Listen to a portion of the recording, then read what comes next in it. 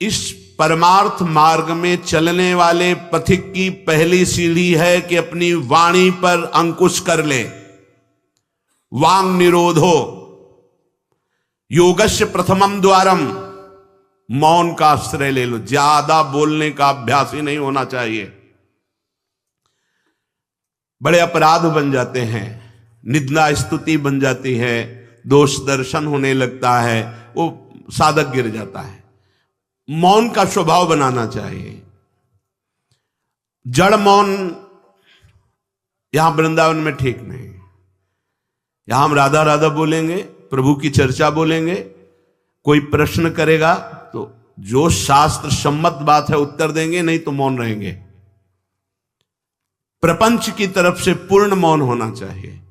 आपको पहली बार कोई खड़ा करके बात कर रहा है, समझ में आया कि इससे बात करना प्रभु को भूल जाना है, अगली बार से वो कहेगा राधे राधे, उत्तर नहीं देना।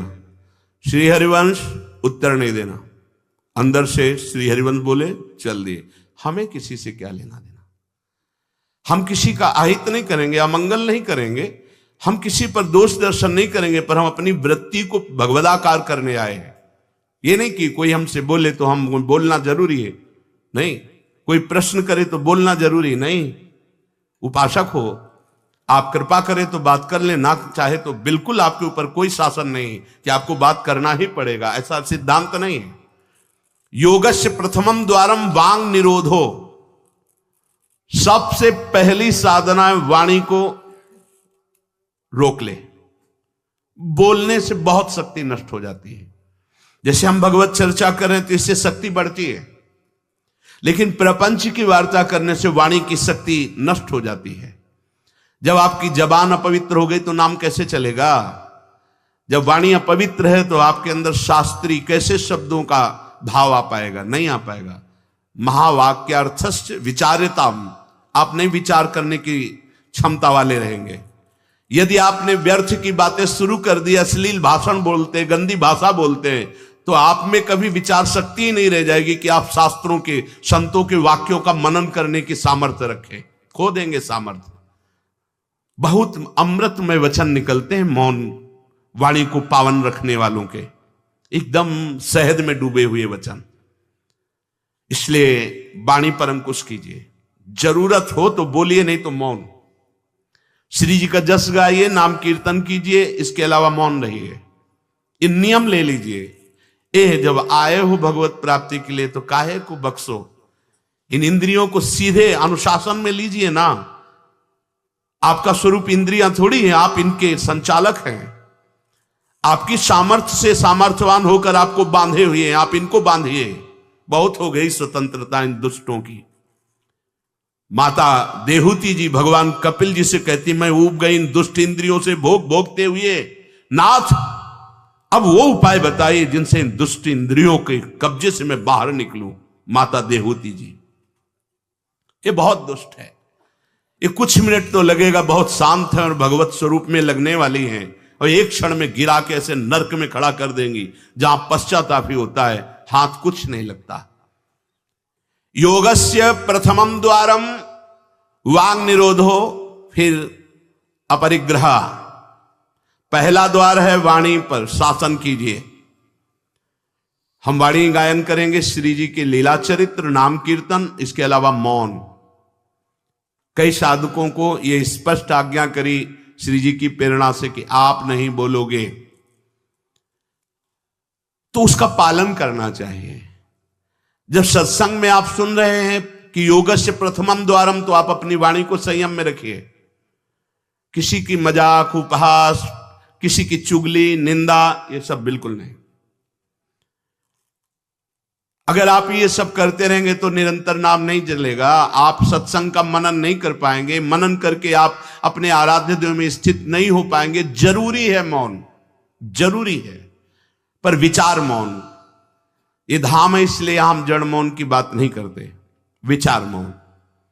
और वो मौन ही किस काम का जो एक शब्द में हम बात कर लेते हैं, वो 5 मिनट लगाएं। जैसे कोई बात करनी, अब वो कुछ बोला, अब उसमें पूरी एकाग्रता पूरी शक्ति नहीं, सीधे बोल दे, स्विच ऑफ कर दे, क्या चला गया। जड़ मौन के लिए फिर ना ऊ ना ऊ, कुछ नहीं, ना लिखना ना पढ़ना ना कुछ, बिल्कुल बालवत परमहंस स्थिति, कोई प्रश्न नहीं, कोई उत्तर नहीं, एकदम जड़वत, जीते जी मृत, जीवन मुक्त होने के लिए।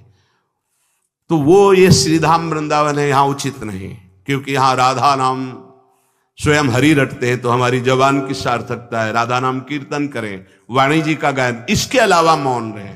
दूसरा, अपरिग्रह,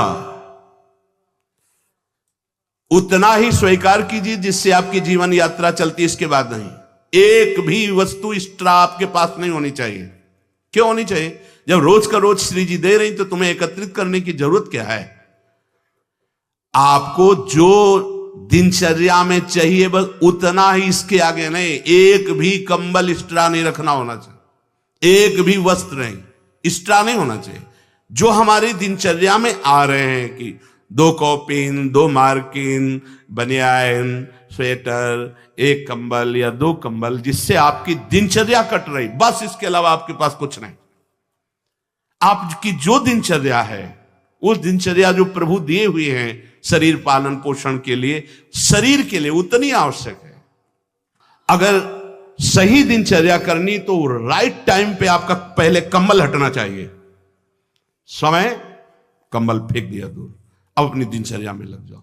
काहे को शरीर को इतना दुलार करके बबुआ बनाए हुए हो, कान के कंटूप ऐसे बांधे, मुंह में ऐसे बांधे, ऐसे क्या होना है इसको? ये जड़ शरीर है, जितना प्यार करोगे उतना ही परेशान करेगा ये। हाँ, इसको ज्यादा नहीं, आहार दे दिया, संयम नियम से स्नान ध्यान पूजा पाठ, हर समय भगवत चिंतन, ये जड़ है, अभ्यास है। यहां कौन बांधता है कुछ? 12 महीना झेलता है नहीं मस्तक का, ये सब कौन बांधता है? ऐसे अभ्यास, चलो इतने कमजोर अभ्यास के हैं तो जितना उचित वस्त्र उतना पहन लिया। अब ये नहीं कि सोमवार को हरा, मंगल को नीला और बृहस्पति को पीला, और अलग अलग दिन के अलग अलग स्वेटर, अलग अलग दिन के अलग अलग। भैया ये विलासिता नहीं। भगवत प्राप्ति करनी तो एक स्वेटर में 10-5 साल तो कटी जाएंगे, दूसरा हम क्यों लें? एक जीपर मिल गया, उससे शरीर ढक लिया, 10-5 साल चलेगा, 2-3 महीने पहनने को होता है। हर साल नया तो भाई हमें क्या कार, हमें कहीं जाना है क्या पार्टी में? हमारी यही पार्टी, बाबा जी की पार्टी, भगवत मार्ग के पथिक है। उचित उचित बिल्कुल नहीं से बहुत, वो इसको दुलार करने का मतलब है अपना पतन करना। सच्ची मान लीजिए, इसका पतन करना। वयोवृद्ध है, रोगी शरीर, वो अलग बात है, थोड़ा तो आनंद लीजिए प्रकृति का वार सहने का। अगर शरीर रुग्ण नहीं है, जवान शरीर हो, ब्रह्मचारी हो, आग है अंदर, सहो हर प्रकृति के वार को, गर्मी सर्दी बरसात भूख प्यास, सच्चिदानंद में स्थित हो जाओ, तुम्हारा बाल बांका भी कोई नहीं कर सकता। अब मार दिन में 50 बार शीशा देखना, अब वो फंसाएगा कि नहीं फंसाएगा? चेहरा फंसाएगा ना। तिलक के सिवा दोबारा शीशा नहीं देखना चाहिए। इस देहाभिमान के राग को काटना कि पुष्ट करना है? जय बार निकले तय बार देख करके हर सेटिंग, किसको दिखा रहे हो यार? क्या तुम किसी को लुभायमान करना चाहते हो क्या? हरि को? तुम्हारे इस पार्थिव शरीर पे लुभायमान होने वाले नहीं, और जो लुभायमान होगा तुमको नष्ट कर देगा। तो हमें इसको बिगाड़ के रखना है, इसको सजा के नहीं, भगवत प्रसादी आदि लगाए। हमारा देहाभिमान बार बार हमको गिराने की कोशिश करेगा। ये हम जो हंसी मजाक में भी कह रहे, इसको अच्छे से समझना। ये जो 2 प्रकार की पद्धति रखी गई है कि आप मुंडन करवा के रखिए क्योंकि आपके बालों से शोभा बढ़ेगी, और आप बाल रखा के रखिए क्योंकि आपकी शोभा बिगड़नी चाहिए। रज लगा के रखिए कि आपको ही आपके शरीर में राग ना रह जाए। बात यहां ये, यहां किसी के दिखाने के लिए नहीं है, आपके शरीर में आपको राग ना रह जाए।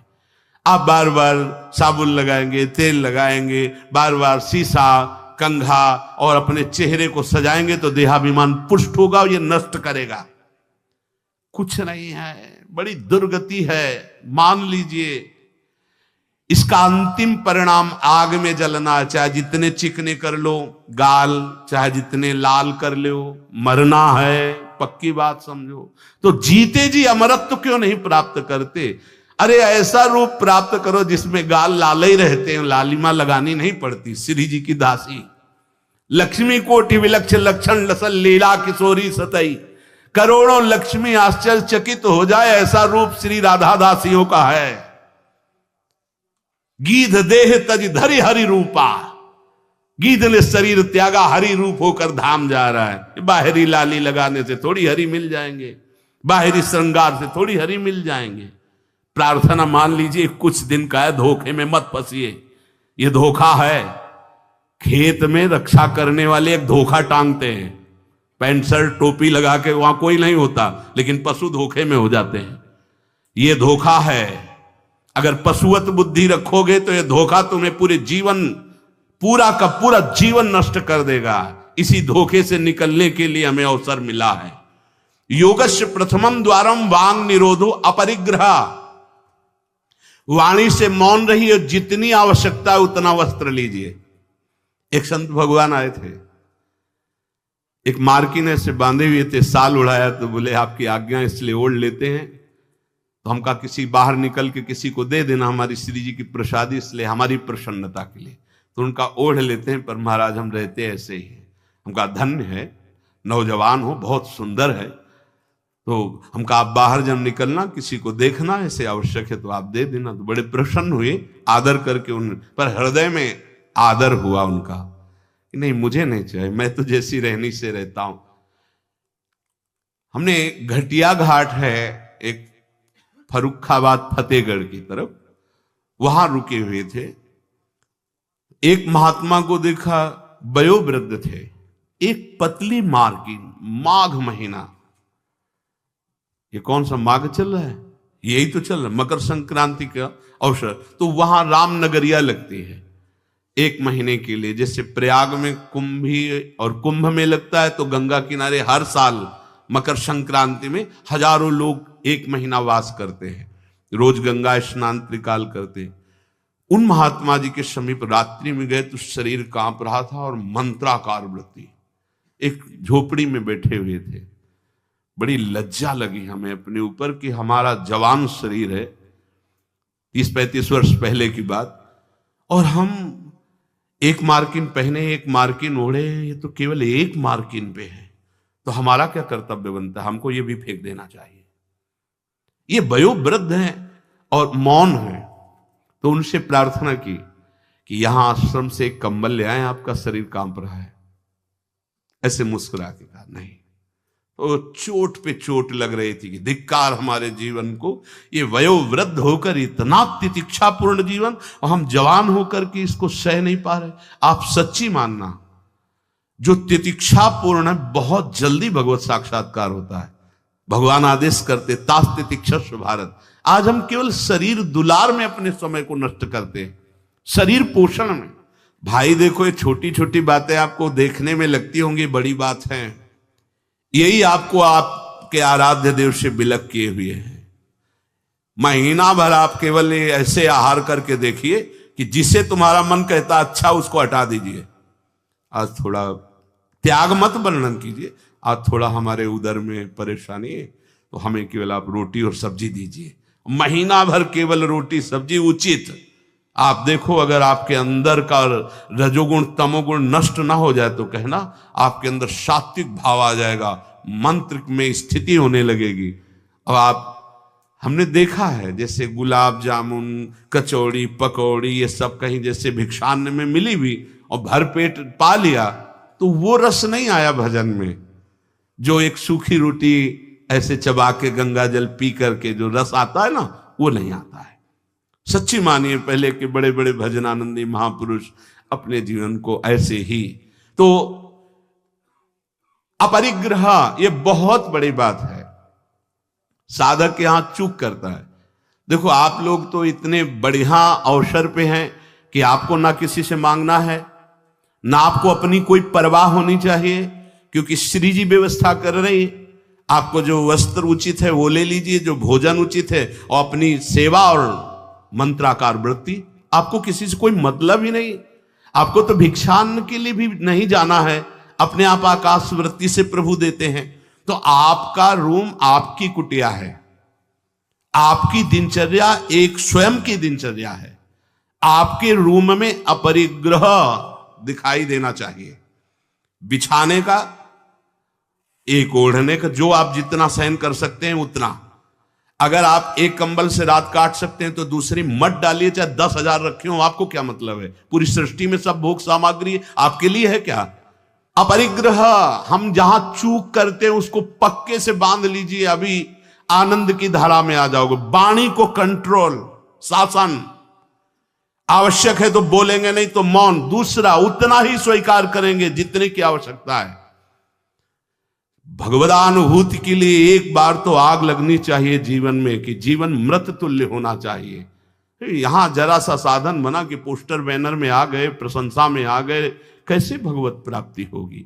अपरिग्रह।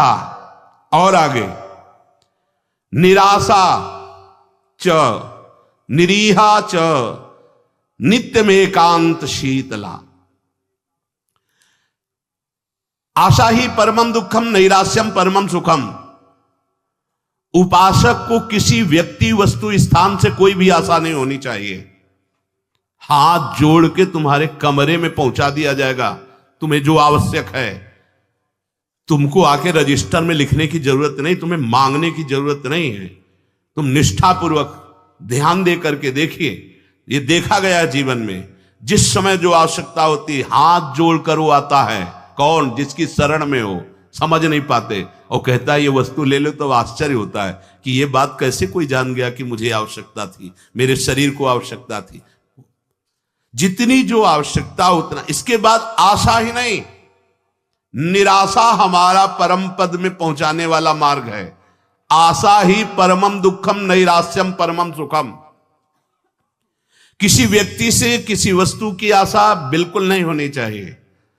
तब लग जोगी जगत गुरु, जब लग रहा है निराश, जब आशा मन में भई जग गुरु जोगी दास। आशा नहीं होनी चाहिए।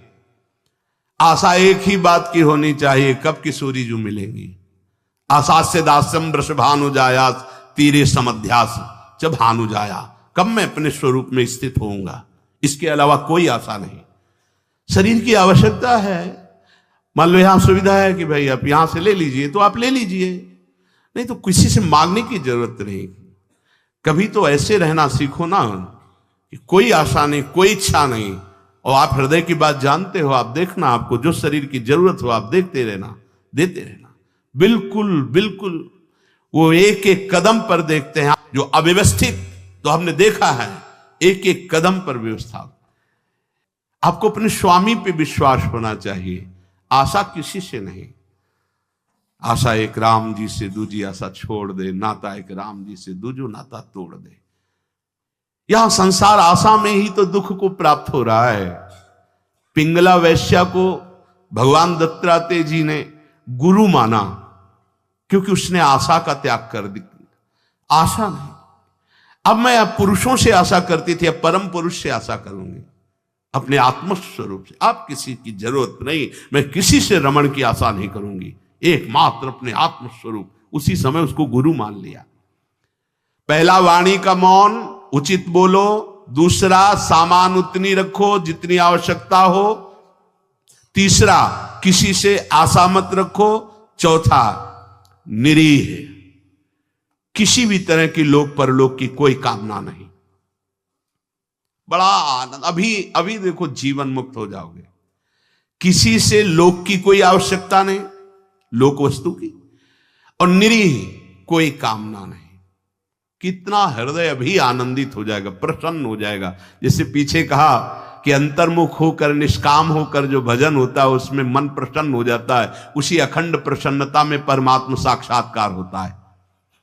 निरीह, कोई इच्छा नहीं। आज क्या पाएंगे?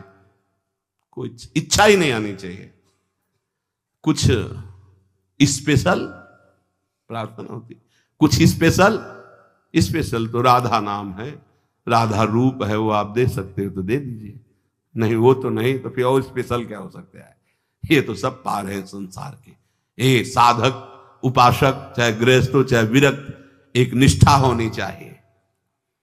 एक निष्ठा।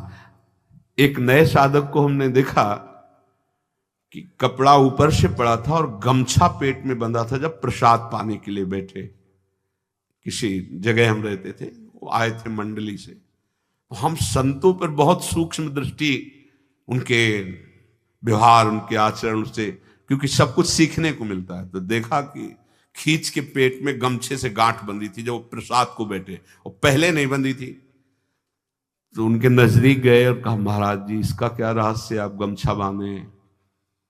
बोले साधन में एक उचित आहार चाहिए, तो मुझे पता चल जाता है जहां थोड़ा पाया तो इतने में एक हम इतनी गमछा वो नाप का, उसमें 3 गांठ, तो उतना नित्य।